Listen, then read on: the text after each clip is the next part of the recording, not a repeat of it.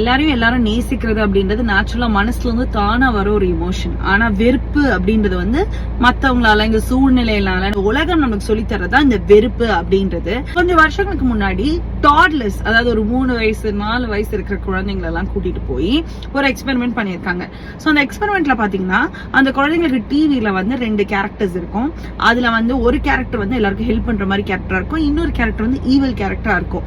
And அந்த TV show முடிஞ்சதுக்கு அப்புறமா இந்த குழந்தைகிட்ட அந்த 2 டாலையும் கொண்டு வந்து காட்டுறாங்க. அண்ட் இவென்ச்சுவலா அந்த குழந்தை எந்த டாலை பிக் பண்ணுச்சு? எல்லாத்தையும் அன்பா ஹெல்ப் பண்ண கேரக்டர் தான் பிக் பண்ணுச்சு. இந்த எக்ஸ்பெரிமெண்ட் நிறைய குழந்தைங்கள்ட்ட அவங்க ரிப்பீட் பண்ணி பாக்குறாங்க.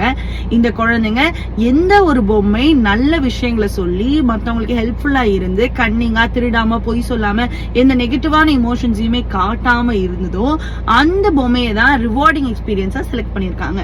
சோ இதுல புரிய வந்த விஷயம் என்னன்னா, love is natural, hatred is taught. So அதனால I would like to tell you, go back to where you came from. உங்க மனசுல இருக்க அந்த குழந்தையை கண்டுபிடிங்க. இன்னைக்கு உங்க மனசுல என்ன குரோதம், எந்த வெறுப்பு என்ன இருந்தாலும், as in the பைபிள் சொல்ற மாதிரி, நீங்க உங்க கண் கூட பாக்குற உங்களோட சகோதரனோட உங்களால அன்பு பாராட்ட முடியாம, கண்ணுக்கே தெரியாம கடவுள் நம்புற எங்கிட்ட அன்பு பாராட்டாதீங்க அப்படின்னு தான் நம்மளோட பைபிள்லயுமே ஜீசஸ் சொல்றாரு. சோ அதனால make peace with everybody, be kind, be good. உண்மையாவே அதுல இருக்கிற ஒரு கிக்கு, ஒரு சந்தோஷம், தனி சந்தோஷம், அதுவே ஒரு தனி அடையாளமும் கூட. Think about it.